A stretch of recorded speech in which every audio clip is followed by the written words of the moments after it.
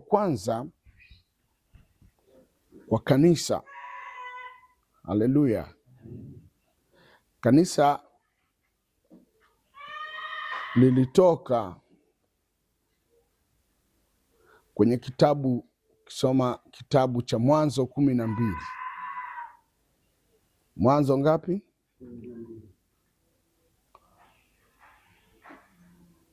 Kanisa lilitoka pale Mungu anapomwambia Ibrahim, toka wewe kati ya jamii yako, ndugu zako, sawa, na watu wa nchi yako, uende mpaka nchi nitakayo kuonyesha. Hapo ndio kanisa lilikuwa linatoka, kutoka kwenye vile vizazi vya kina Adamu, akina Henoko, akina Nuhu. Halo? Sasa Mungu anaamua sasa kubadilisha mfumo kutokea kizazi cha Ibrahim, na anamwahidi kumpa uzao mpya. Abraham akatoka kati ya ndugu zake na jamii yake na wazazi wake mpaka nchi ambao Mungu alimuonyesha, na alipoenda kwenye hiyo nchi akamjengea Mungu madhabahu na Mungu akamtokea huko. Kwa sababu kipindi hicho chote kabla ya Ibrahim, Mungu alikuwa amenyamaza. Watu hawasikii sauti ya Mungu, hawasikii chochote. Wapo tu wanaishi, ila wanazo historia za uwepo wa manabii waliotangulia. Mungu ilibidi amtoe Ibrahim ili akazungumze naye juu ya utumishi huo mpya. Mabadiliko hayo ndio yakazaa taifa la Israeli. Tukaanza kuona Mungu anawatumia kina Isaka, kina Yakobo na kadhalika. Ilipita miaka mingi. Kilichotoka kule katika nchi za Wakordayo hakuwa Ibrahimu, lilikuwa ni kanisa ndani ya Ibrahimu, ambalo ni taifa la Mungu. Kanisa ni taifa la Mungu. Ndio maana sisi tunaitwa uzao wa Ibrahim kwa imani. Nanielewa? Baada ya miaka mingi kupita,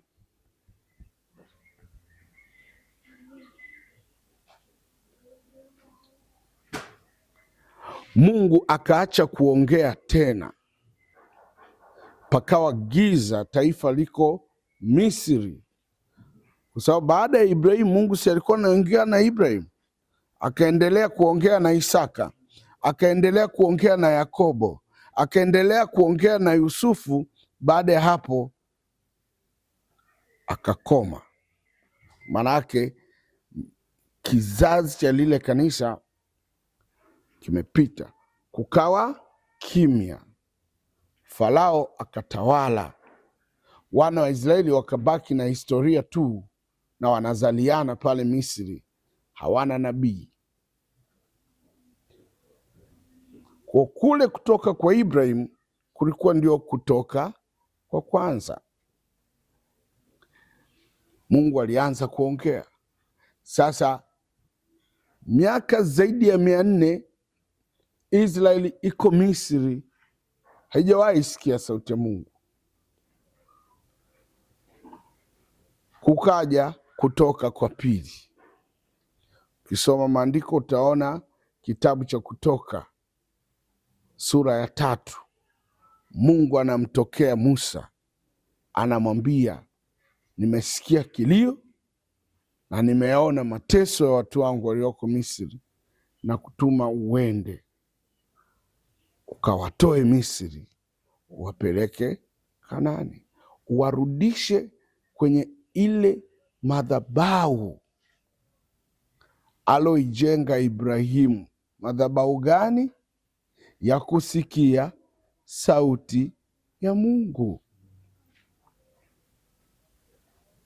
Mungu anahitaji kuongea na watoto wake, na hawezi kuzungumza mahali popote isipokuwa alipopachagua. Kwa kilichotokea, wanangu, naambieni ni kwamba Mungu akaongea na Musa awatoe wana wa Israeli watoke mara nyingine tena warudi kwenye asili yao, pale ambapo Mungu alimtokea Ibrahimu, ili wamwabudu huko. Kanisa likatoka Misri chini ya uongozi wa Musa, likaenda Kanaani. Pakatokea tena vizazi na vizazi. Halo? Vile vizazi vilivyoendelea,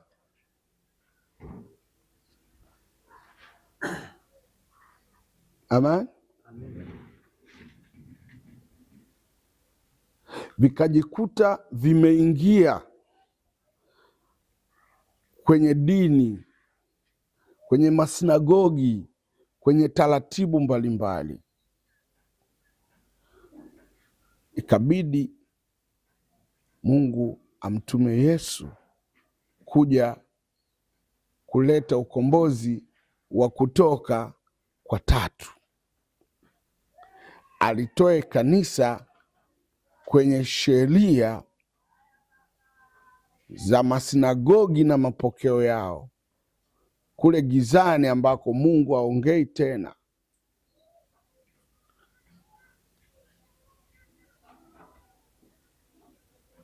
ili alilete kanisa ndani yake. Yani, Bwana asema hivi, waanze kusikia tena sauti yake. Huko kulikuwa ndiko kutoka kwa tatu kwa kanisa, na baada ya kulitoa kanisa kwenye mapokeo hayo